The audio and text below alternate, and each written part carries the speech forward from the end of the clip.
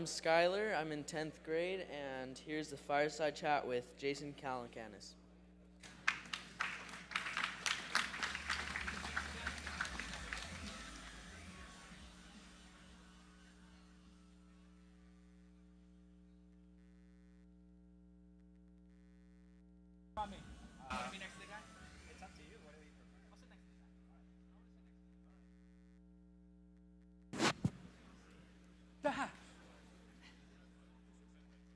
Actually, let's fix his face.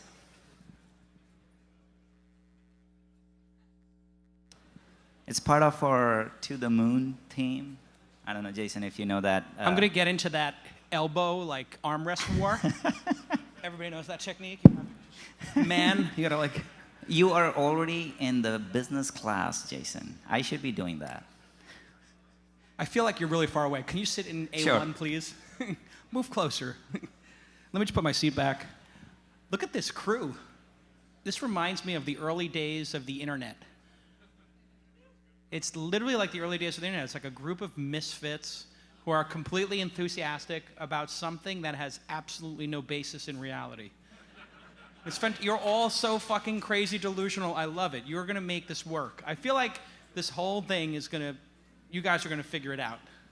Well, I think we can. You can? I think we can figure this out. Well, thanks for having me, Kurt. This is pretty impressive. Actually, I should thank you because you're 50% of the reason why we are all here. Really? Yeah. Please explain. So somewhere in March, when we met at Launch Festival. Yep. Was it the Angel Festival? Yeah. I walked over to you and I just said, hey, Jason, would you like to come over? We're doing a conference. Yeah. I didn't have a venue, didn't have any sponsors, nothing. And I said, would you like to come? And Yeah. you said yes. Buy some books. And buy some books, which we did. And I was like, okay, that was easy peasy. Yeah. Had you not said yes and gave me that encouragement to go forward, I would have still be spinning my wheels thinking, oh, you know what, before I talk to a speaker, before I invite him, I need to have these sponsors, I need to have this venue, Yeah. and all of this spinning, and we would still be sitting in my bathroom having this shadow conversation like, okay, what would I tell Jason? How can I convince him? But you just did it. And you just learned your first lesson Yes. of being a Jedi Knight. Well, I don't know about that. Congratulations. You now understand, like a Jedi, Right. they go and they do things. They're not passive, right? And being active in the world and doing things Right. separates you from all the non-Jedi. And now you're on your way. But just be careful because sometimes Jedis lose hands and arms and legs. So Well, this is just make sure you complete your training. Well, this is a one-time event. I'm not doing another event. Yeah.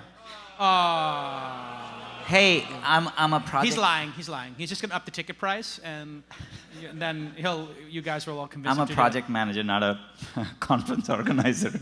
All right. Well, thank you for buying all the books, and I'm going to sign them all at the back, and I hope people read it. But you have questions for me. Go ahead. Yes, and I do want to make a quick announcement. So people who have bought the paid VIP passes right after our panel, Fireside Chat, Jason is going to be on the shop floor. Go ahead to the registration desk, get your books, and he will sign them graciously. I will sign all those books. Make sure you tweet, take lots of photos, and there's a banner, and you guys might get confused. Why does it say 2013? Yeah, you stole that banner for my conference. Actually, you guys were going to throw it away. And you took it. And I told Jason Demont, like, Okay. hey, why are we throwing this away? And that was the first time I had attended and volunteered at your. I still have the T-shirt. Yeah. And he's like, yeah, man, whatever. So I took out the PVC pipes because I had a Camry. And I'm like, I can't fit this in my Camry. So I thought, you know what? I'm going to chuck the PVC pipes out, fold it, and put it. Smart and it's move. been in my house. I thought I would like hang it somewhere. Do you sleep in it? Is it like a No, comforter? I mean... Anyway. I made a big mistake, which is I used to put the year on the banner. Yes. See, the secret is to don't put the year, and then you can use it over and over again. Actually, you may not realize it, but there are certain things from Launch Festival that have actually absorbed and incorporated. Yeah, the VIP pass. The VIP, obviously Brandis. Brandis, Scott up front. Scott up front, good. And the video wall. And the video wall, yeah. This shit's expensive. It's very expensive. This is like 30 grand. Double it. Yeah. You know what the one at Launch Festival was? Maybe 100? 150. 150, okay. Yeah, it's too expensive. Nice. Never again. All right, ask me a question about cryptocurrencies. Go ahead. All right. Okay, let's get right into it. So, How do you feel about cryptocurrency and the model that cryptocurrency ICOs are taking versus the traditional VC capital venture funding? How do you feel? It's a good question. I have been studying what's happening in the crypto space for a long time, and I've had 21 & Co. and Tezos and Jason Goldberg and basically everybody who's involved in the crypto space, Brock Pierce, on my podcast over the last 4 years talking about cryptocurrency and ICOs. And there's obviously a lot of great fundamentals here. That's why people are so enthusiastic.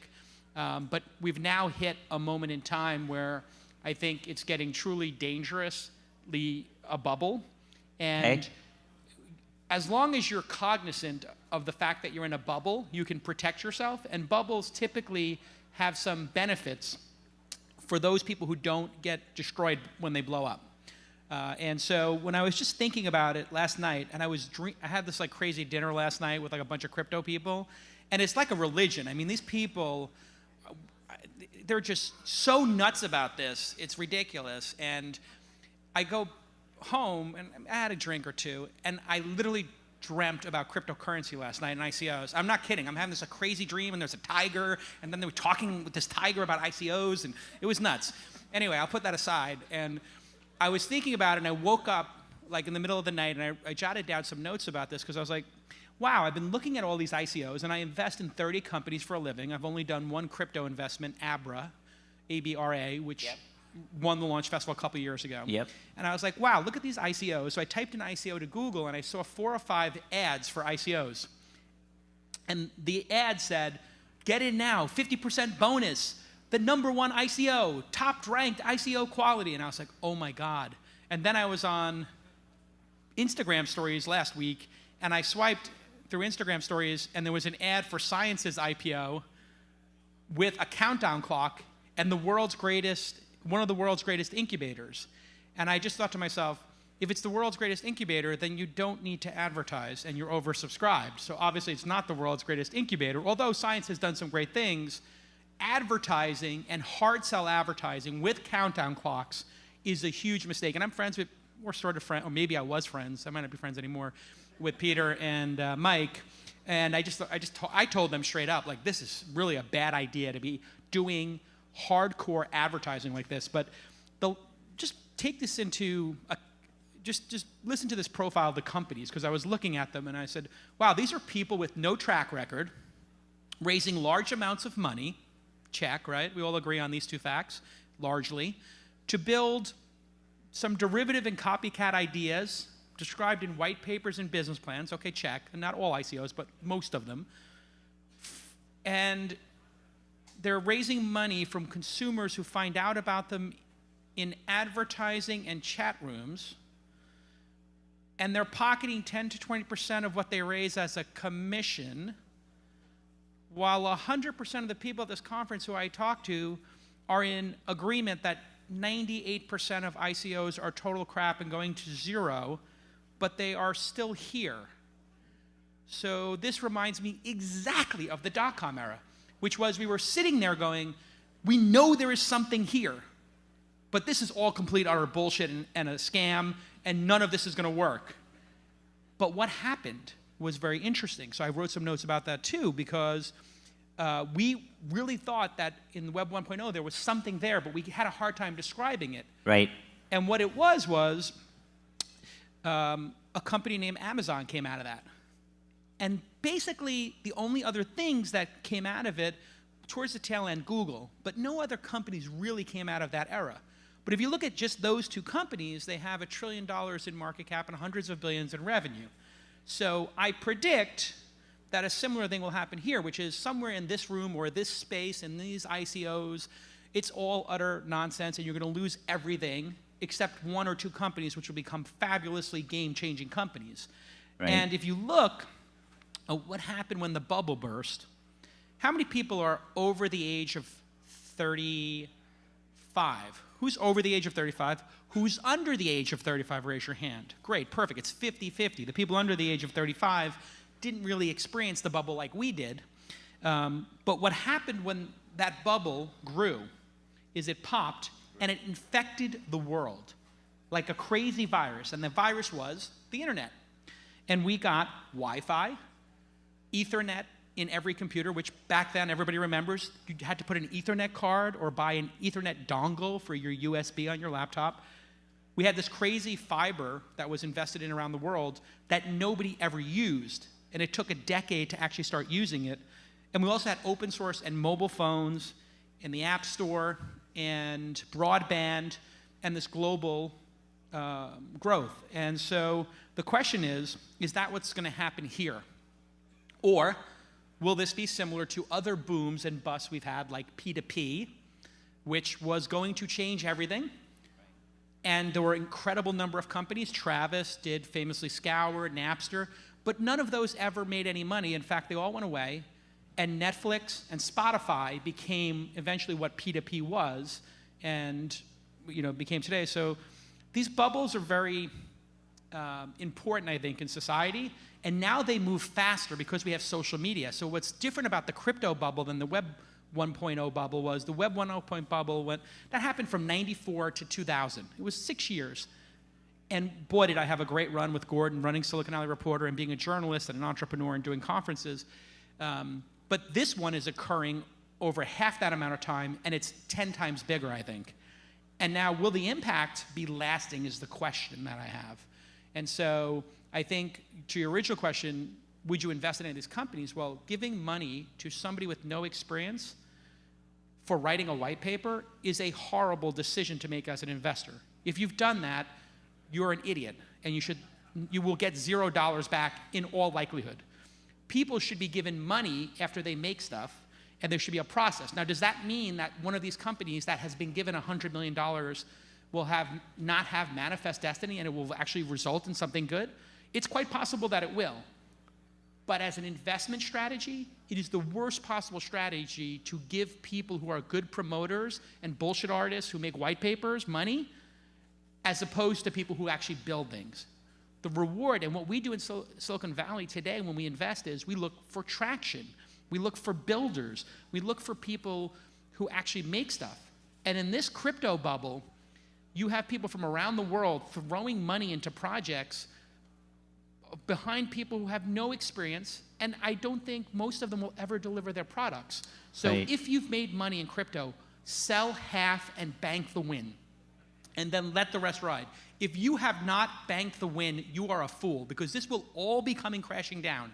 And then from those ashes will come the Amazon. But if you've made a shit ton of money now, take the money and buy a house 100 feet back from the ocean, because global warming is going to happen, and so like maybe 14th Street or like Lincoln, somewhere between there is where the beachfront property will be. Anyway, it's a long answer to your very good question. I live in Fontana, so it's 65 miles from here, so. That'll be beachfront in 200 years. But it's an interesting take, because I look at bubbles more as exercise for your marathon run. I feel like people who work for groceries and web, all those delivery companies and Web 1.0, those engineers now know what works and what doesn't work. So now when they're working for Instacart or DoorDash, they know, like, hey, let's not do this. There was a physical aspect of it. Knocking on somebody's door and delivering food at 9 in the night is something that we shouldn't be aiming for, because there's like a cultural or a shock. So I feel like even in the crypto space, if there is a bubble, I feel that bubble is, to an extent, good. I mean, there'll always be bad aspects of it. Bad aspects are there today also. We have stock market crashes. We have Bernie Madoff and all of that. I feel that on the ICO side, it's running so fast, and the exponential way it's growing, it's just going to make, it's like the decentralization of getting every developer, every person in the world, like, just get their knowledge high up. Yes, they will make some bets which are not going to be good, but at the end of the day, they will realize, like, that is what I shouldn't be doing. It's like a learning process, right? So I feel if they do lose some money, that's okay, but it took us 30 years probably for the internet penetration, and so forth. So it's getting shorter and shorter and shorter. So I think this is the perfect opportunity to get everyone plugged into the tech world.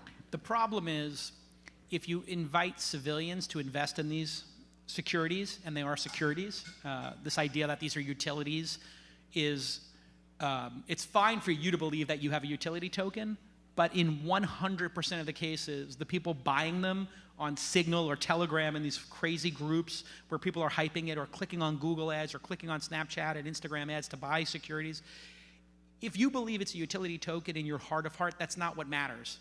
What actually matters is the perception of the individual, and if they feel they've lost their money and they were screwed, they will sue you. And what I've learned in this life is that people can sue you when they're wrong, and you can delude yourself into thinking you're right, and it doesn't matter. You will still be dragged through the mud for a decade or 5 years, which is exactly what happened when the dot-com bust happened. All of these investors, all of these public companies, everyone remembers Henry Blodgett getting banned for life. That is exactly what will happen here. So I suggest that you do not be involved in hyping any of these ICOs, and that you do not raise money until you've built your product. If you raise money before you build your product, and you invest in a company before it builds its product too early, or maybe there should be some staggered way of taking the money. So if Tezos raises 200 million, the idea that they take 20 million, I mean, the investors going into it knew they were going to sweep that money. Right. But if you did that in the venture space, we would take legal action. It would be criminal, you know, if you just took 20% of the money you raised. And there's a reason for that. You've totally disincentivized the management team from doing anything but hyping the currency. Right. So there are a lot of warning signs here, and I would just advise everybody to, if you have had massive appreciation, to take a lot of chips off the table. Bank the win with half your currency and then let the other half ride, but be very careful about putting your name and associating with things that are not real and raising too much money, because it will be a disaster, and the SEC and other finance organizations are humorless. They are humorless. They exist with very principled people. I have dealt with them before. Extremely principled people work at these government organizations. And when they feel that consumers have been ripped off, and when they look at the Google ads that I tweeted last night, or the Snapchat ads or the Instagram ads, if those people lose, even if they knew there was a possibility of losing, they will come after you as an ICO participant, a creator of an ICO or a platform. They are going to come after you, and they are going to do it to make an example of you. And they are going to win and destroy you in all likelihood. 99% chance they will absolutely annihilate you and ban you from life, like they did Henry Blodgett. And they just caught him with a couple of emails. And Mary Meeker and Frank Quattrone dodged a bullet in that case. But other people banned for life, and other people, they went to jail. People forget this. That's why I asked who's over 35. If you're under 35, you need to get a lesson on exactly how dangerous it is to ask people for money in this case. And to take money. Just be careful is all I'm saying. Right. Somebody said boo. That's okay. You can boo. Some people can clap. Some people Well, so let me take the other side of that.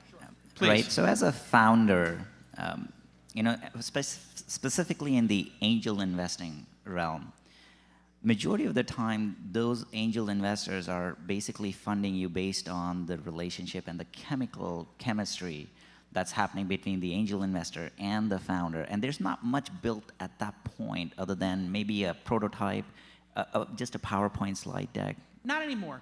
10 years ago, you'd be correct. Right. But 10 years ago, it was usually this person has worked at these 2 companies, and they sold this company, and they built a prototype. Now, to get into Y Combinator or Launch Incubator, you actually have to have your product launched. True. So because there's so many companies out there, and it's so cheap to get your product launched, why do you need to raise $100 million when the product is going to cost $250,000 to build the prototype? So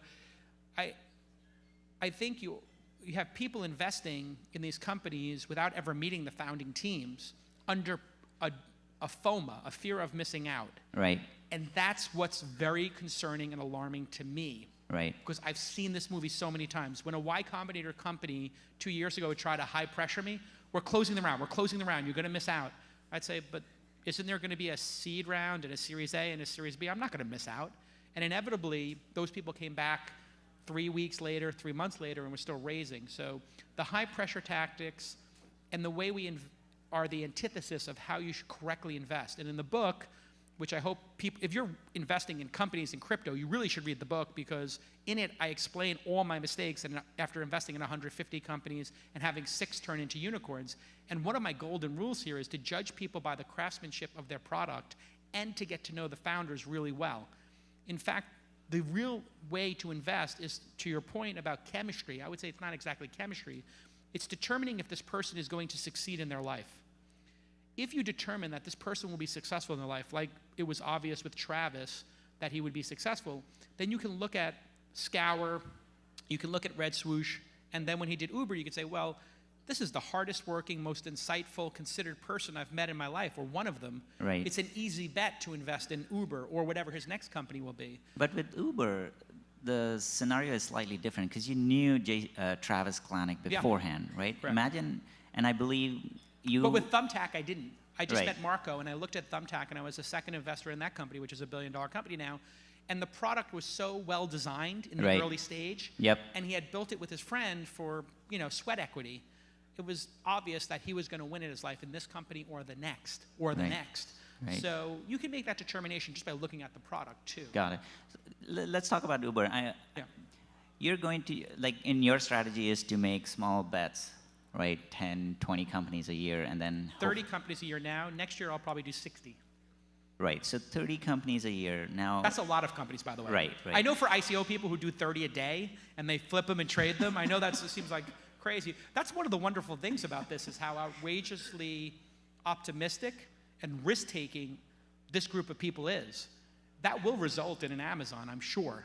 But it's also, I look at it like how Vegas housing development works. Like every couple of years, the Vegas region expands, Yeah. and then it crashes and it contracts. But then when the next expansion happens, it just overruns the previous one. Yep. And I feel that the ICO is just mimicking what happened with Web 1.0. Yep, absolutely it is. And it's going to do that, and a lot of technology is going to come out of it. A lot of understanding is going to come out of it, and it's instead of being centralized with just few folks, it's now getting spread out and decentralizing it. I understand there's a risk for the securities and the regulation, but I also feel that we are now bringing all the people into the fold. I love the fact that there's more investors. That's a huge win. As long as those investors are only investing low single-digit percentage of their net worth. So in the book, I tell people the right percentage for a person who is an accredited investor might be 1 to 5%, maybe upwards of 10% of their net worth if they want to do this 20, 30, 40 hours a week. Right. And in crypto, I hope the people who are doing this are not taking their $250,000 life savings and Right. putting it into crypto. And that's what I fear will happen, because I am having Uber drivers ask me what ICOs I recommend. Isn't that a good thing, though? No, that is the worst possible thing. It is horrible, because if they're doing a small percentage of their work, of their investment, it's fine. But if they put all of their money into it, then it's a problem. So it really depends on how educated they are. That is the sign of a bubble, is when, I remember like it was yesterday, I was at a gas station. This dates the conversation because it was a gas-powered combustion engine, but I was at a gas station in Manhattan, which also dates it because there's no more gas stations in Manhattan. And the guy who was the attendant was asking me what stock he should buy on the internet, and it was Right. like, oh boy, the gas attendant who's making $5 an hour wants to start investing in this. So I like the idea that everybody invests as long as they do the work and the companies are real. And we all know, just look across the board, the people who are involved in this revolution, some percentage are scammers, some percentage are legit, and some percentage are just delusional people with no experience. Right. I'm waiting. I'm just sitting back and just watching. And I know one of those crazy delusional people is going to be the Bezos, is going to be the Bill Gates, And then there'll be a couple of Theranos too in there. But the right strategy for investors is either to trade this and, like on a daily basis, like some people are doing, and just reap profits off of dopey people buying everything, or to sit back and just wait for the winners to emerge.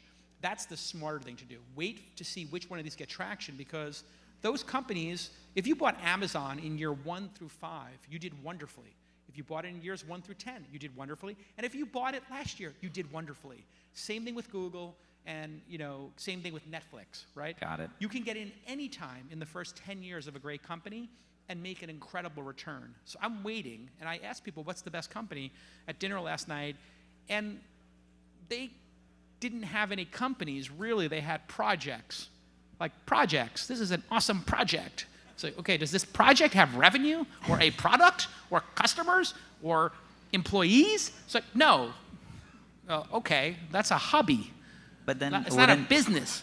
But wouldn't we want to encourage them to go build it, just like you encouraged me without having anything, and you said, yes, I'll come over. Yeah, but I didn't say to you, yes, here's $200 million, put $20 million in your pocket, and put $180 million in Switzerland.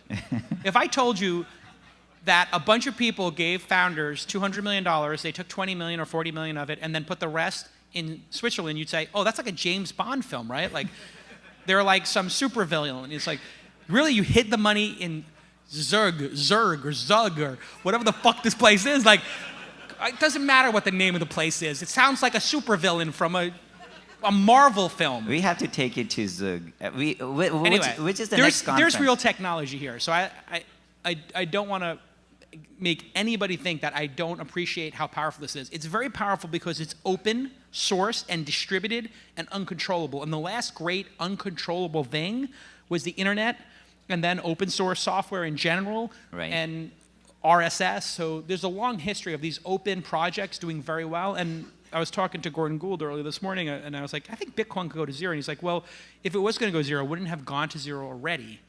And I said, that's a very good point. If it hasn't been broken yet, maybe it is actually unbreakable like the internet. Because I remember the conversations that Gordon and I would have about the internet back in the day. It was always, I wonder if somebody could take the internet down. That was like a big concern. And I had that concern about Bitcoin, and I was like, oh yeah, I'm an old fart now. I actually think that Bitcoin can be taken down. Am I wrong or am I right about that?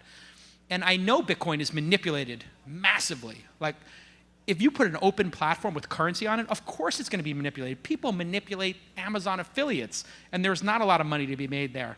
People manipulate SEO. Of course they're massively, massively manipulating Bitcoin. Do you hold Bitcoin, Jason? I hold 0 cryptocurrencies right now. None?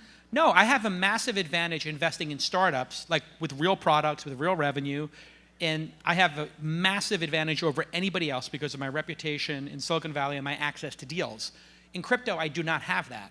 So one of the secrets of being a great investor is knowing where you have massive advantage over other people.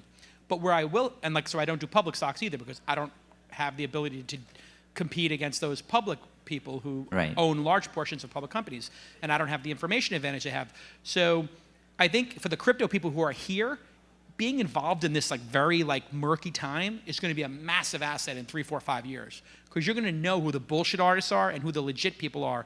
When the tide goes out on this thing, you're going to see who's naked, right? And a lot of people are going to get caught with their pants down. Like, it's going to be brutal when the tide goes out. Right. I think it's wise to spend time here because there'll be an Amazon and a Netflix in this group.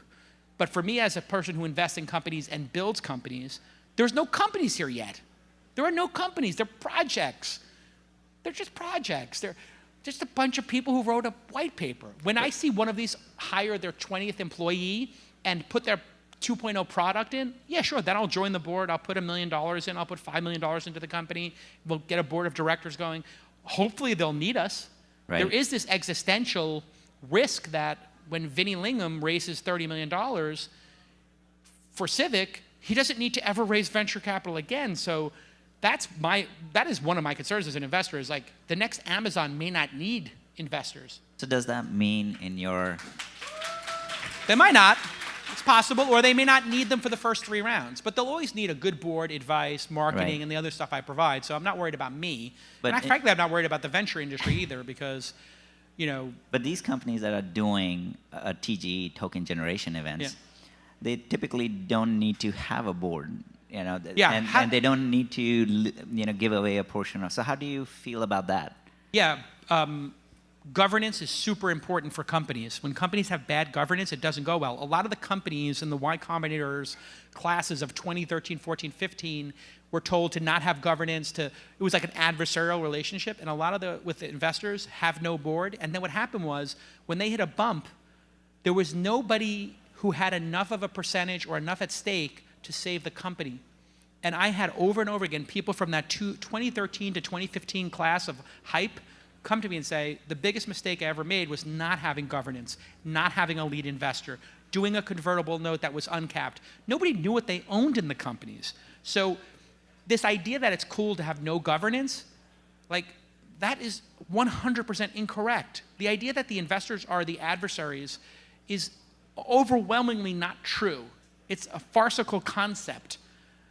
It may feel cool to take all this money down and to sweep 20% of it, but I think the SEC and some other folks are going to come down super hard, and we're already starting to see A little bit of a that. little bit of it. And I can tell you, once the SEC starts getting rolling on this, or other government organizations, all they have to see is one grandma lose her life savings, and then you get one attorney general in one town in Tallahassee or Boise, Idaho, wherever the fuck that person lost their money, and they just say, you know what? We're going to get those people, and we're going to string them up and get that money back. And it's good. And you can, I'm telling you, you are going to be judged at the jurisdiction in that location where Right. that person lost their money, and you're going to be flying to Tallahassee with your attorneys hoping to stay out of jail.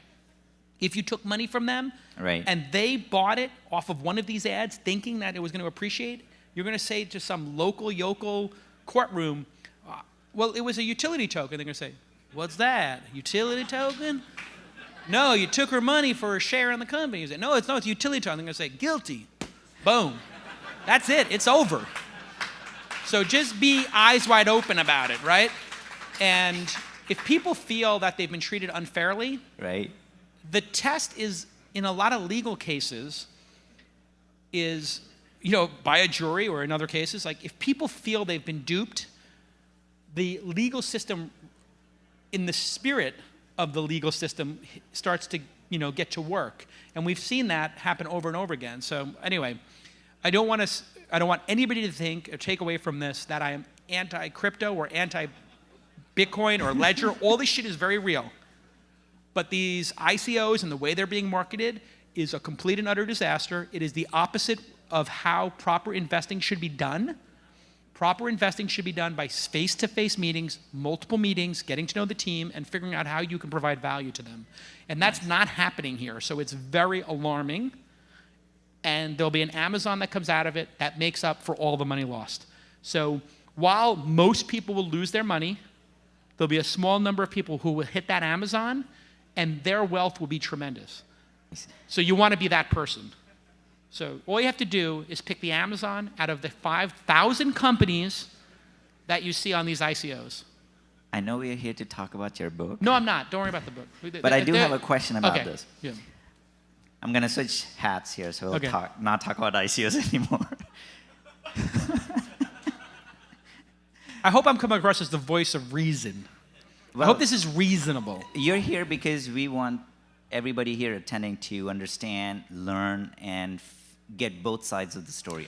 And if you find a real one with a real team, like 6, 7, 8 people who are working full time and are going to make it, please email me, like jason@calacanis.com, and I will go meet with that team, and I will invest in that team when they have some modest traction. I am looking to invest $500,000, $1 million in 2 or 3 of these companies, like I did with Abra, and I can invest $50,000 to $2 million in a company, no problem. Just find me a great company. But I am not finding great companies. I'm finding intriguing projects and concepts and ideas, which is great, but not for investing money for a return. Got it. Okay, I'll back keep to your that in question. mind. Yeah. So you have... What's the number one company?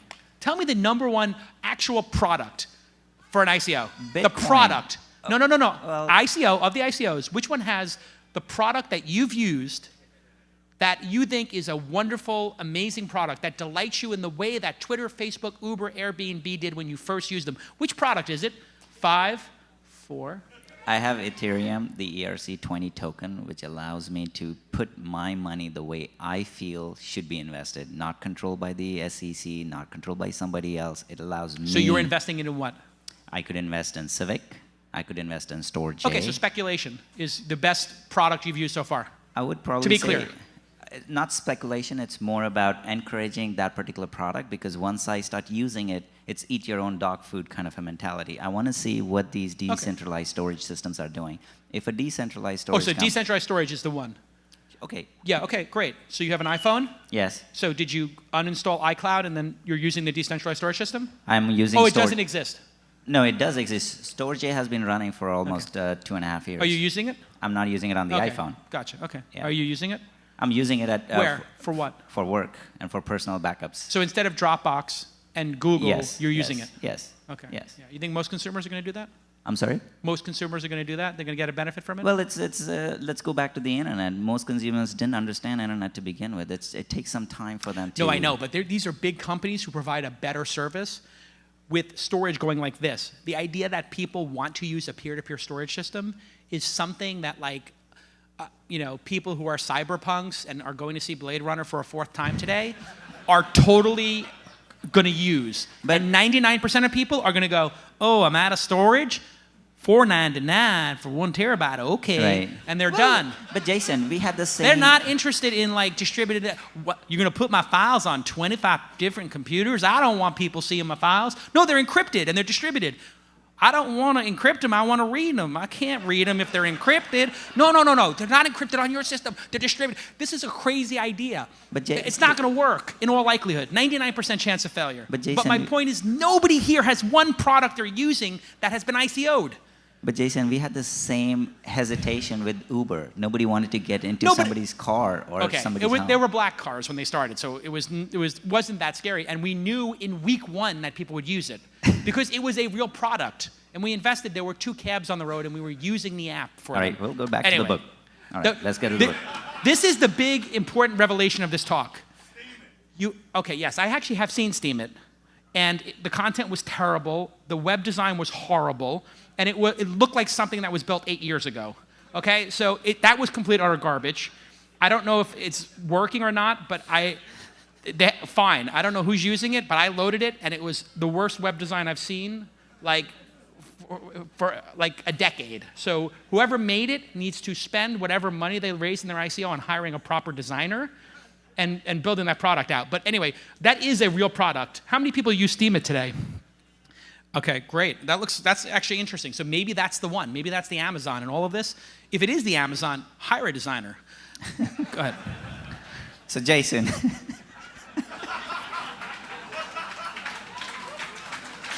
The point is, you have to build real companies. And so if you've raised this money with an ICO, get to work. Like, do the work and build products that delight customers like we're doing in Silicon Valley every week. You have to ship product. There's no shipped products here. Everybody's speculating, nobody's shipping. Enough speculating. If you take anything from this conference, no more speculation, shipping. Ship product that delights consumers. Nice. And you'll be fine. Fine. Okay. Are you coming here next year? Are you having it next year? Well, I changed my mind. Can we be part? Listen, you were a volunteer at my conferences. You took my team and playbook and you made this event. Sort of, kind of. Yeah. Can we be partners on the next one? Can I buy half the conference from you? How much does this conference make? I'll buy half the conference. I'll tell you what. Right now, I will buy half the conference from you and we'll be partners. Don't ICO it. Don't ICO. No ICO. No ICO. Don't ICO the conference. I'll buy half from you. We'll be partners. You know, honestly... and then you can use my whole team, and you just show up, and you got all my resources. I'll buy half from you right now.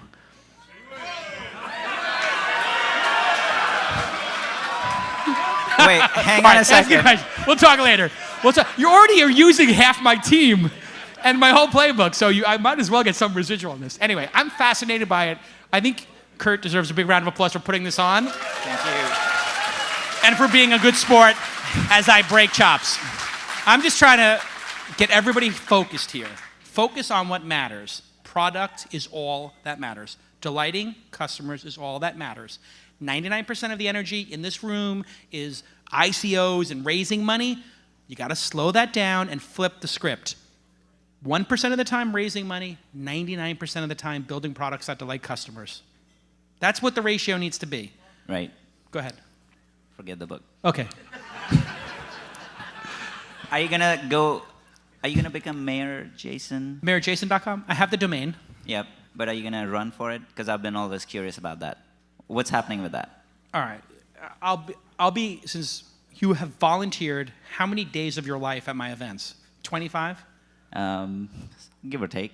Like a month you put in. 2013, And you got paid 2014. exactly zero. Zero. I really appreciate you being a volunteer. And the companies who come to launch, who don't pay, appreciate you too. So I wanted to say thank you. Thank you. And it means a lot. So I'll give you this huge announcement about MayorJason.com. Okay. Okay. So it started as a joke Okay. because I was at the poker game and Trump won. And we were all like, somebody just basically said, like, Trump won, like, that means like Jason could win. Like he could be mayor or something. And then somebody's like, you would be a great mayor. And I was like, I definitely would be a great mayor. I'd be the greatest mayor ever.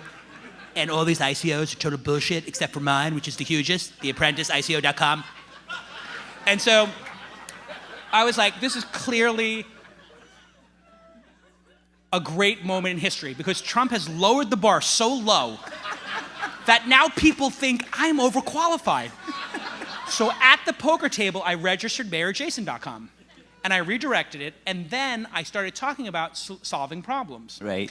And I said, listen, and now you've probably been watching me on TV talking a little bit about solving problems. I said, we need an innovation party. We have the Republicans and the Democrats who want to fight over ideology. The truth is the problems that we face are so complex that they will not be solved by ideologies. They will be solved by taking the lean startup method, the testing method that we've refined in Silicon Valley and startups for 3 decades, and applying it with dexterity and without a position.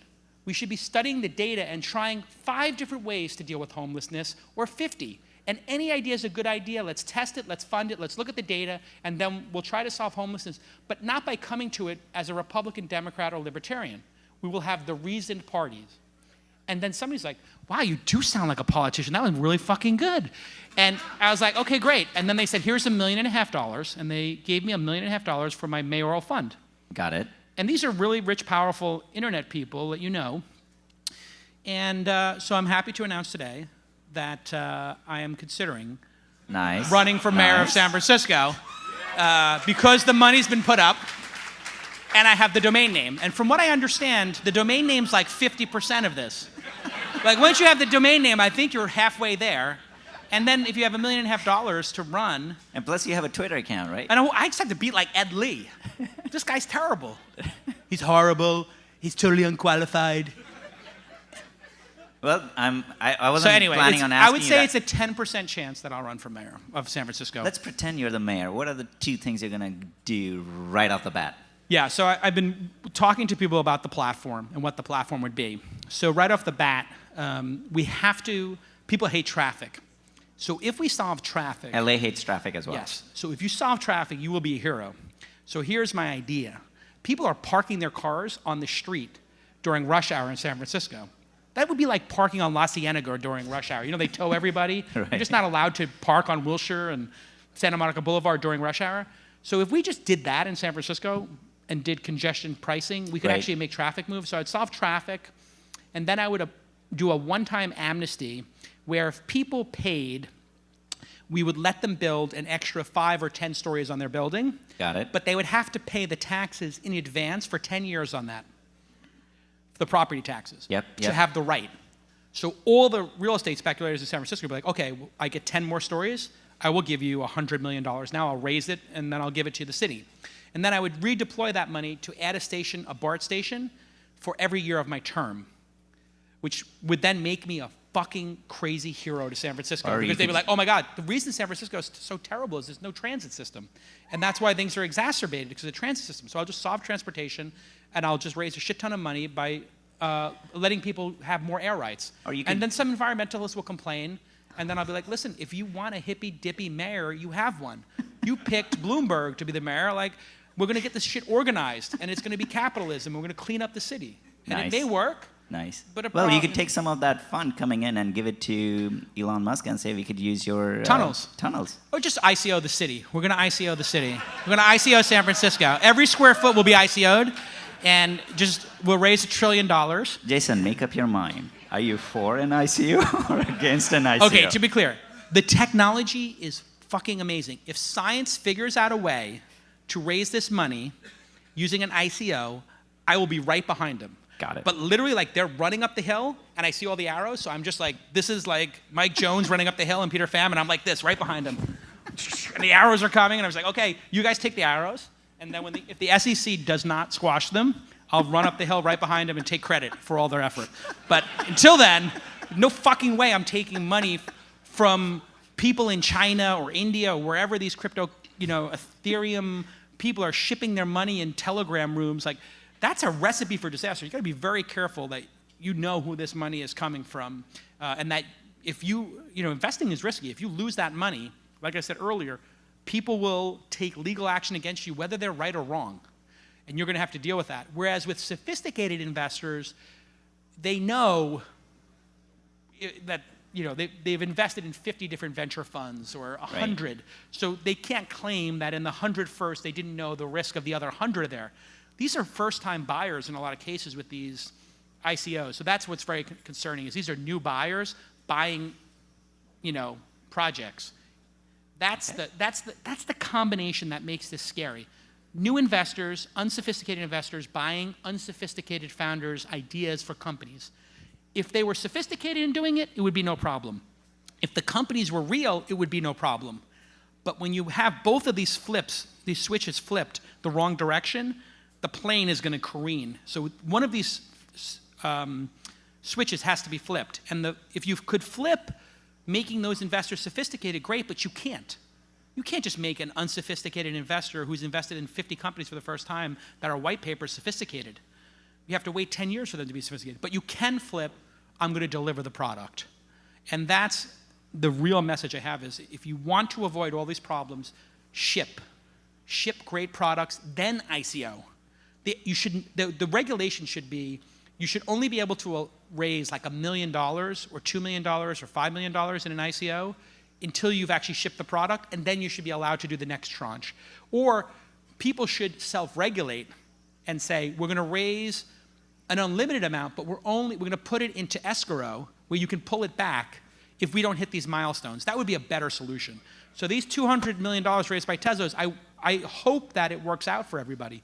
But the better model would be, we raise $200 million, we're going to deploy $200 million, $20 million a year for 10 years, and at any point in time, you can take out 1/10 of your money, or whatever's remaining. You could literally pull it out.